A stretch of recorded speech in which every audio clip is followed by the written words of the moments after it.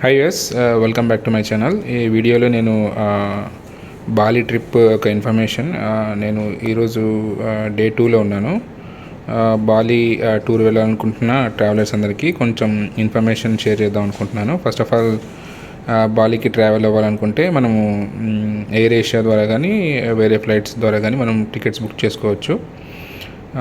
Tickets వచ్చి మనం book చేసుకున్న తర్వాత మనకి డైరెక్ట్ ఫ్లైట్ అయితే ఉండదు. కొన్ని ఫ్లైట్స్ ఉండొచ్చు, విస్తారా ట్రావెల్స్ లాంటివి. మరి ఢిల్లీ నుంచి డైరెక్ట్ ఫ్లైట్స్ ఉంటాయని విన్నాను, కానీ హైదరాబాద్ నుంచి అయితే డైరెక్ట్ ఫ్లైట్స్ అనేవి ఉండవు. సో వయా మలేషియా కానీ, కౌలాలంపూర్ మలేషియా కానీ, సింగపూర్ వయా సింగపూర్ కానీ మనము బాలికి అయితే వెళ్ళొచ్చు. సో ప్రైసెస్ వచ్చేసి సీజనల్గా ఒక్కొక్కసారి ఒక్కొక్కలా ఉంటాయి. బట్ నేను సమ్మర్లో వచ్చాను. సో మెయిన్ అంటే ఏప్రిల్ నుంచి ఆగస్ట్ వరకు so best time to visit Bali అని నేను సెర్చ్ చేశాను. సెర్చ్ చేస్తే నాకు తెలిసింది.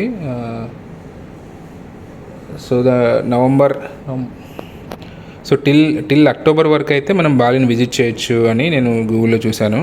సో వర్షాలు అక్టోబర్ తర్వాత వర్షాలు అనేవి స్టార్ట్ అవుతాయి. అక్టోబర్, నవంబర్, డిసెంబర్, జనవరి ఈ సీజన్లో వర్షాలు ఉంటాయి కాబట్టి బెటర్ అవాయిడ్ చేయడం మంచిది.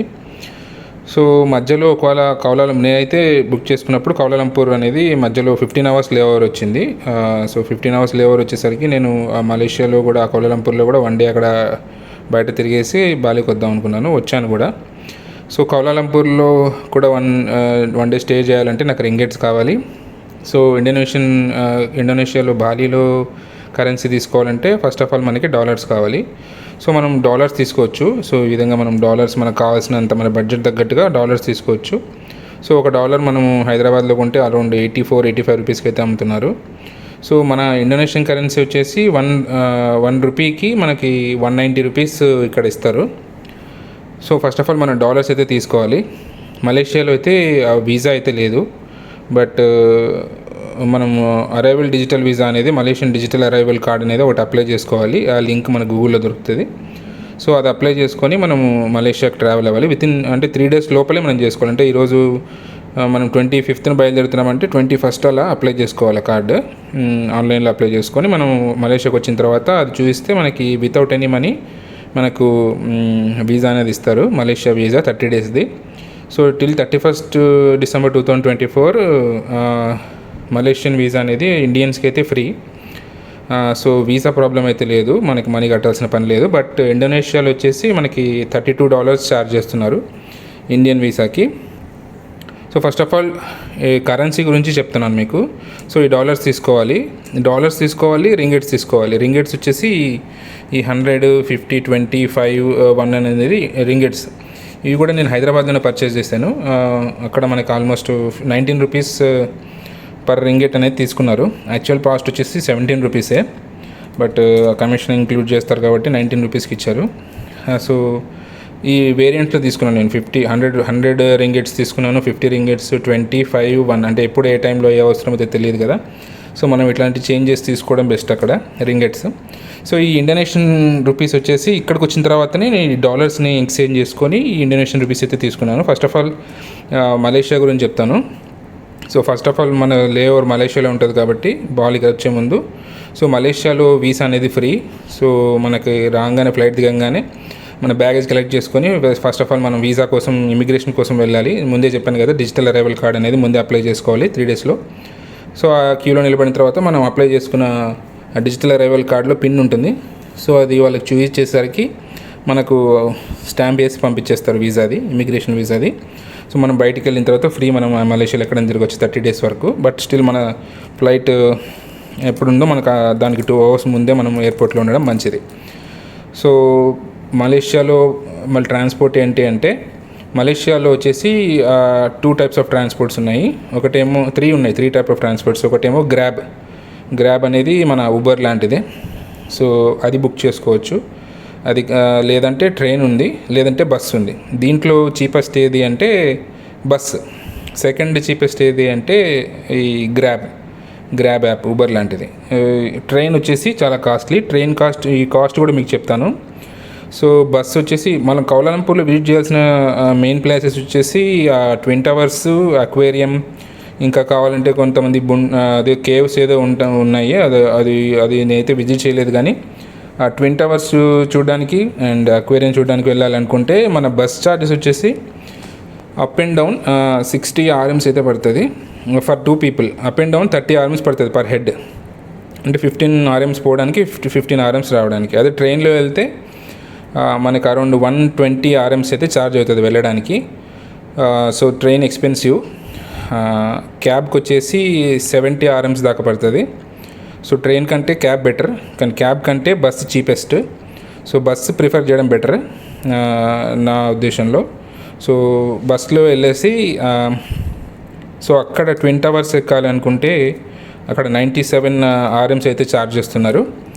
సో 97 RMs ఛార్జ్ చేస్తున్నారు. అండ్ అక్వేరియంకి వచ్చేసి 79 RMs ఛార్జ్ చేస్తున్నారు. అక్వేరియం చాలా బాగుంది చూడడానికి, నేను విజిట్ చేశాను. సో ఈ 2 విజిట్ చేయొచ్చు. ఇంకా టైం ఉంటే ఇంకా వేరే టెంపుల్స్ కానీ ఇంకెక్కడికైనా వెళ్ళాలనుకున్న వాళ్ళు కూడా వెళ్ళొచ్చు. సో ఒకవేళ టైం లేదనుకున్నప్పుడు డెఫినెట్గా మీరు గ్రాబ్ అయితే బుక్ చేసుకొని ఫాస్ట్గా ఎయిర్పోర్ట్కి రావాలనుకుంటే గ్రాబ్ బుక్ చేసుకొని వచ్చేయచ్చు. బెటర్ ఒక 70 RMsలో అయితే మనం గ్రాబ్ బుక్ చేసుకోవచ్చు. గ్రాబ్ యాప్ అయితే డౌన్లోడ్ చేసుకోవచ్చు. మన ఇండియన్ నెంబర్తో కూడా మనం రిజిస్టర్ చేసుకోవచ్చు గ్రాబ్ని. నేను ట్రై చేసి చూశాను.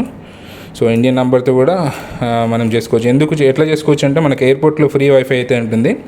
ఈవెన్ ఎయిర్పోర్టు కౌలాలంపూర్ ఎయిర్పోర్ట్ అవన్నీ అండి, ఇండోనేషియన్ బాలి ఎయిర్పోర్ట్ అయినవ్వండి, మనకి వైఫై అయితే ఫ్రీగా ఉంటుంది. కాబట్టి మనకి మలేషియా కానీ ఇండోనేషియా కానీ గ్రాబ్ బుక్ చేసుకోవడానికి వైఫైతో ప్రాబ్లం ఉండదు. కాబట్టి సిమ్ కార్డ్తో అవసరం లేదు. వన్స్ మీరు సిటీలోకి ఎంటర్ అయిన తర్వాత సిమ్ కార్డ్ తీసుకోవచ్చు. మలేషియాలో మనకు అంత అవసరం ఉండదు, ఎందుకంటే 1 డేనే ఉంటాం కాబట్టి.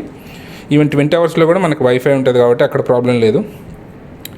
సో మలేషియాలో కాస్ట్ ఆఫ్ ఫుడ్ ఎలా ఉంటుందంటే అక్కడ వాటర్ బాటిల్ వచ్చేసి 2 లీటర్స్ వాటర్ బాటిల్ వచ్చేసి 2.5 RM వచ్చేస్తుంది 2 లీటర్స్ వాటర్ బాటిల్. అదే మీరు ఎయిర్పోర్ట్లో తీసుకున్నారనుకోండి అరౌండ్ 7 RMs వస్తుంది. ఒకవేళ మీకు ఇంటర్నేషనల్ లాంజెస్ యాక్సెస్ ఉంటే మనం లాంజ్ యాక్సెస్ తీసుకొని మనం ఆ లాంజ్లోనే మన ఫుడ్ వాటర్ అంతా మనం అక్కడ స్పెండ్ చేయొచ్చు వితౌట్ ఎనీ ఎక్స్పెన్సెస్. లేదంటే 7 to 8 RMs వరకు మనకు వాటర్కే వెళ్ళిపోతుంది. సో చాలా కాస్ట్లీ అని చెప్పాలి. అండ్ సో వీటి కరెన్సీస్లో మనకి ఇక్కడ కాయిన్స్ కూడా ఇస్తారు అక్కడక్కడ. సో ఈ కాయిన్స్ వచ్చేసి 50 cents, అంటే ఇది లీస్ట్ కరెన్సీ వచ్చేసి 1 RM మలేషియాలో. సో 1 RM లోపల చేంజ్ వచ్చేసి ఇలా 50 cents అంటారు దీన్ని. 50 cents, 20 cents, 10 cents ఇలా ఇస్తారు కాయిన్స్. సో ఇవి కూడా అక్కడ ఉంటాయి. సో మనం అలా విజిట్ చేసేసి మన రిటర్న్ ఇచ్చిన తర్వాత మనము మన ఫ్లైట్లో ఎక్కేసి ఇండోనేషియా వచ్చిన తర్వాత ఇండోనేషియా వచ్చిన తర్వాత సో అక్కడ మన హోటల్ బుకింగ్స్ మనకు నచ్చింది మనం ఆన్లైన్లో బుక్ చేసుకోవచ్చు. అండ్ క్యాబ్ విషయానికి వస్తే హోటల్ వాళ్ళు ఎక్కువ ఛార్జ్ చేస్తారు. గ్రాబ్ బుక్ చేసుకోవడం బెటర్. ఇఫ్ కుటాలో అయితే మనకి ఆల్మోస్ట్ ఒక గ్రాబ్లో 90,000 రూపీస్ ఇండోనేషియన్ రూపీస్ చూపిస్తుంది. సో మనం అన్ని విషయాల్లో మనం క్యాలిక్యులేట్ చేసుకోవాలి. ఎక్కడైనా కానీ మనం ఏదైనా పర్చేస్ చేస్తున్నామంటే అన్ని lakhs, thousands, 20,000, 30,000 అలా ఉంటాయి. కాబట్టి మనం ప్రతి విషయంలో క్యాలిక్యులేట్ చేసుకొని అమౌంట్ మనకి ఎంత అవుతుంది అనేది మనం ఒక ఐడియాకి వచ్చిన తర్వాతనే మనం అది తీసుకోవాలి. సో 90,000 అలా ఛార్జ్ చేస్తారు గ్రాబ్లో అయితే కుటా వరకు. మరి ఇంకా డిస్టెన్స్ పెరిగే కొద్దీ ఒకసారి చెక్ చేసుకోవడం బెటర్. సో అక్కడ బయట కూడా ఉంటారు వాళ్ళు, గ్రాబ్లో ఎంత వస్తుందో దాని అంతనే మేము తీసుకుంటామని చెప్పి కొంతమంది డ్రైవర్స్ వస్తారు. ఇన్ కేసు అట్లా కూడా వెళ్ళిపోవచ్చు. ఇంకా హోటల్కి వచ్చాక మనము కరెన్సీ ఎక్స్చేంజ్ చేసుకోవాలి.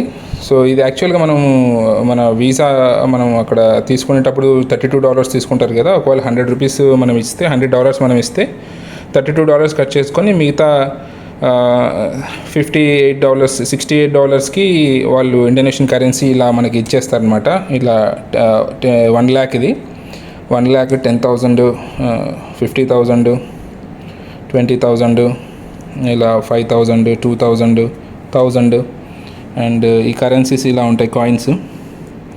ఇవి కూడా రూపీసే. 500 రూపీస్, 200 రూపీస్, 100 రూపీస్ ఇలాంటి కాయిన్స్ అయితే మనకి ఇక్కడ అవైలబుల్గా ఉంటాయి.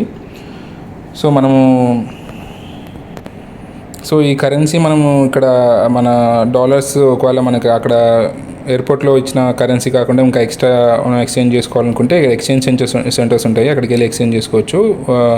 సో ఇక్కడ 1 lakh రూపీస్ నోట్ ఉంది, కానీ 1 lakh రూపీస్కి అన్నీ మనం స్పెండ్ చేసేసుకోవచ్చు. చాలా అంత మనీ మన దగ్గర ఉంది కదా అని మనం ఫీల్ అయిపోకూడదు. సో 1 lakh అంటే ఇక్కడ జస్ట్ ఒక 1000 రూపీస్ లాగా అంతే. మన ఇండియన్ కరెన్సీలో 1000 రూపీస్ ఎలా స్పెండ్ చేస్తామో ఇక్కడ 1 lakh రూపీస్ అలా స్పెండ్ చేయగలం. అంతకంటే మనం ఇంకా ఎక్కువ స్పెండ్ చేయలేము ఈ నోట్తో.